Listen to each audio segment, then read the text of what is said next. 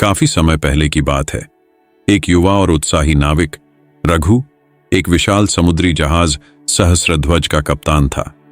रघु का सपना था कि वह अपने जीवन में एक महान साहसिक यात्रा पर जाए और दुनिया के सबसे बड़े रहस्यों का सामना करे। जब उसे बरमूडा त्रिकोण के बारे में सुनने को मिला तो उसके मन में इस रहस्यमयी क्षेत्र की खोज करने का ख्याल आया। उसने यह ठान लिया कि वह बरमूडा त्रिकोण की दिशा में अपनी यात्रा शुरू करेगा। रघु और उसके साथियों ने जहाज की तैयारी की और एक लंबी समुद्री यात्रा पर निकल पड़े। जहाज पर उसके अलावा और भी कई अनुभवी नाविक और खोजी शामिल थे, जिनमें से कुछ ने बरमूडा त्रिकोण के बारे में सुनी हुई भूतिया कथाएं सुनाई थीं। कोई कहता था कि यहां पर जहाज और विमान गायब हो जाते हैं, तो कोई कहता था कि वहां एक अजीब प्रकार का चुंबकीय क्षेत्र है जो किसी भी इलेक्ट्रॉनिक उपकरण को खराब कर देता है। ये सभी कथाएं रघु को और भी ज्यादा आकर्षित करती और वह सोचता कि इन सब का सही कारण जानने का समय आ गया है। जैसे ही सहस्रध्वज बरमूडा त्रिकोण की ओर बढ़ा, जहाज पर एक अजीब सा वातावरण छाने लगा। हवा में अजीब सी गूंजें सुनाई देने लगीं, जैसे कोई अज्ञात आवाजें हवा में गूंज रही हों। रघु ने अपने साथी नाविकों से पूछा, क्या तुम लोग भी यह आवाजें सुन रहे हो?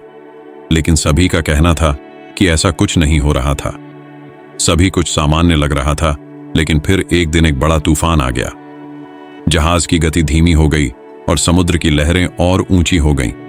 अचानक जहाज के सारे उपकरण जैसे कंपास और रडार काम करना बंद कर गए। रघु ने सोचा कि यह कोई सामान्य तूफान नहीं हो सकता, क्योंकि इस क्षेत्र में ऐसा पहले कभी नहीं हुआ था। तेज हवाओं और भयंकर लहरों के बीच जहाज ने अपना रास्ता खो दिया था। समुद्र की गहराई में एक रहस्यमयी शक्ति प्रतीत हो रही थी। रघु और उसके साथी नाविकों ने देखा कि पास ही एक और जहाज लहरों में डूबता जा रहा था। यह जहाज मनोहर था, जो पहले इस मार्ग से गुजर रहा था। यह एक खौफनाक दृश्य था, लेकिन रघु और उसके दल ने कुछ भी नहीं किया, क्योंकि वे खुद को बचाने के लिए संघर्ष कर रहे थे।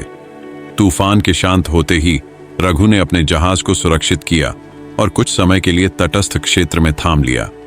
लेकिन उनकी जिज्ञासा बढ़ती जा रही थी। उन्होंने सोचा, क्या कारण था कि मनोहर जहाज ने इतना खतरनाक मार्ग चुना और अब यह कहां गायब हो गया? क्या यह कुछ प्राकृतिक कारण था या फिर इसके पीछे कोई और रहस्य था? एक दिन रघु और उसके साथी एक छोटे से द्वीप पर पहुंचे।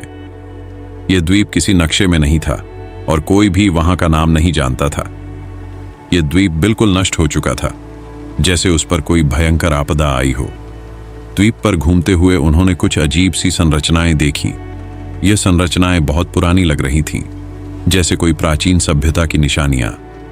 रघु ने एक गहरी खुदाई की और वहां से एक पुरानी चिट्ठी निकाली। उस चिट्ठी में लिखा था, हमने बरमूडा त्रिकोण की गहराई में एक प्राचीन शक्ति का पता लगाया है। वह शक्ति हमारे सामर्थ्य से बाहर है। अगर हम इसे जागृत कर देंगे तो यह पूरी दुनिया को अपने में समेट सकती है। इससे बचने के लिए हमें इस शक्ति को सुरक्षित रखने का प्रयास करना होगा। यह चिट्ठी रघु को यह सोचने पर मजबूर कर देती है कि बरमूडा त्रिकोण के भीतर छिपा एक प्राचीन शक्ति है, जो शायद इस समुद्री क्षेत्र के रहस्यों की कुंजी हो सकती है। रघु और उसके साथी उस द्वीप से आगे बढ़े और एक अजीब सी गुफा में प्रवेश किया। गुफा के अंदर एक विशाल पत्थर की मूर्ति थी, जो किसी देवता या शक्ति की प्रतीक लग रही थी। मूर्ति के पास एक अजीब सी चमक रही थी और उसकी आंखें किसी जीवित प्राणी की तरह चमक रही थीं। जैसे ही रघु ने उस मूर्ति के पास कदम रखा, अचानक गुफा में एक अजीब सी गूंज सुनाई दी। वह शक्ति जागृत हो चुकी थी। गुफा की दीवारों से एक रहस्यमयी ऊर्जा निकलने लगी और पूरे स्थान को रोशन कर दिया।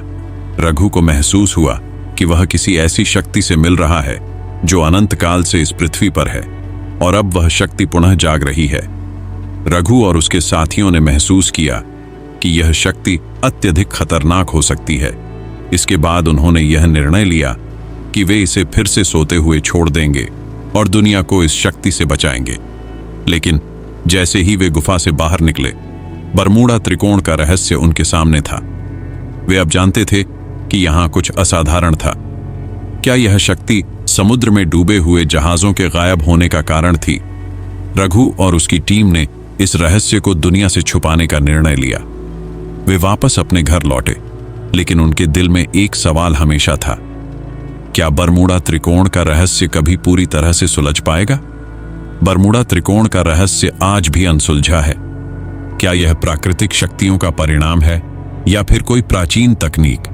क्या यह किसी अन्य दुनिया या दूसरे समय से जुड़ा हुआ है? यह सवाल आज भी हमारे मन में गूंजते हैं। रघु की कहानी एक चेतावनी है। कभी भी किसी अज्ञात क्षेत्र की खोज करते वक्त हमें सतर्क रहना चाहिए, क्योंकि हमारे सामने जो है वह किसी भी सीमा से बाहर हो सकता है।